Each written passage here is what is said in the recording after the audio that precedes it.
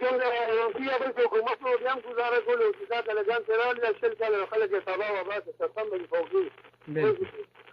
دا ټول په دې خلکو خراب شو. صحیح ډېره زیاته مننه چې د کال کولو ډېره زیاته مننه. ګران اردوونکو څنګه چې ضرور خبرې وکړئ راوالی حکومت د پوج په حکومت کې یا ترقي شوي ده یا دا ټول سیاستدانان راغونډ کې د جمهوریت ټیکهداران دوی د ما ته وخت دوی صرف ځان له تنخواګانې زیاتوي مراغات زیاتوي پټرول زیاتوي او د پوج او نن چې راپاسي نو په پوج پسې خبرې نن چې راپاسي نو د پوج پسې لونډې لپاړې لګیا وي ولې دغه د بیلې یا کوم دا واقعیت چې راځي څوک دې بیا بچ کوي خو زلزله وي خو سخته وي مړه را به شي پوج چې دوی د کله تې نه ماتې ورسره ختمې شي نو په پوج پسې به راشي. هلو السلام علیکم. وعلیکم السلام. څنګه لیکوال صاحب جوړ ښه خیر دی جناب څوک کوم دی نه دي جاوید علي کلیاس نه خبرې کوم دي هرکلی درته یم جاوید علي صاحب. څنګه دي تاسو ډېر خوشحاله دي چې تاسو د اواز مو ډېر مو د تاسو اورېدو دي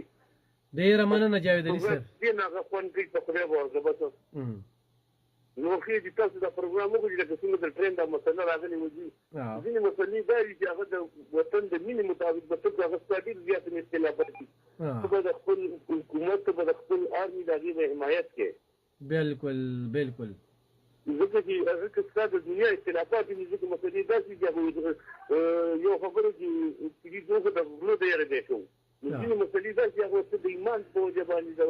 غیرت په وجه باندې خامخا به که پوج دی که زموږ حکومت دی که آرمي ده که پولیس دی تر مخامخه که تعاون کوي. بالکل ډېره زیاته مننه ګران اورېدونکو. دا و جاوید علي کلیاس چې لاول ملک بیا سیاست داسې قسمه مسله دی کې د یووالي ضرورت دی داسې قسمه مسله دی کې د یو موټی کېدو ضرورت دی. دې وخت کې به لیډرشپ پارټي خپل انا هغه یو لخته کېږي موږ ته 65-71 دا جنګونه موږ ته ماضي یو غټ پیغام دی چې زمونږ زنانه زمونږ مشران هغوی ټوپکې راغستې وي د پوج سره شانه په شانه چې کوم دی د دغه انډیا او دغه دشمن ګاونډي خیوات چې کوم دی نو په هغې په ضد باندې جنګېدل. نن راشئ برملا درته ښیمه دا تاسو چې د کوم حکومت او د چا پرچار کوئ او دا تاسو وایئ چې غالب خان ورسره بغض ساتي نن درته زه وایم چې دوی د انډیا ملګرتیا ولې کوي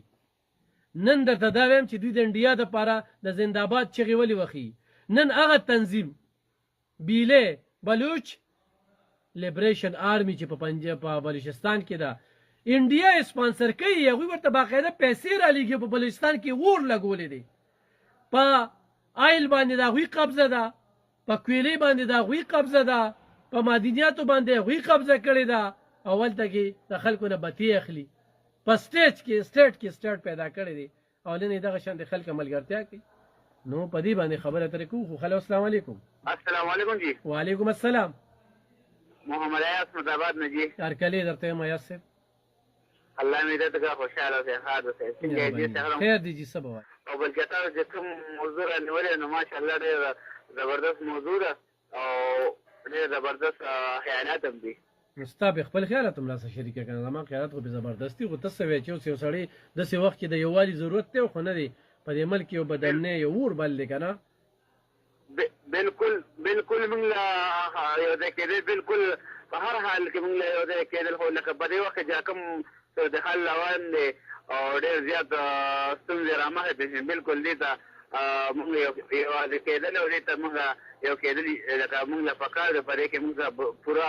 مرسته پکار دی یو بل خیال اوسه د دې وخت کې موږ لکه سیاستدان چې موږ وګورو نو لکه دې وخت کې موږ له اختلاف نه پکار چې کورته جنګ کیا دغه دې وخت کې موږ یو کېدل پکار دی سیاست یې طرف ته خو ملک د بقا لپاره موږ یو کېدل پکار دی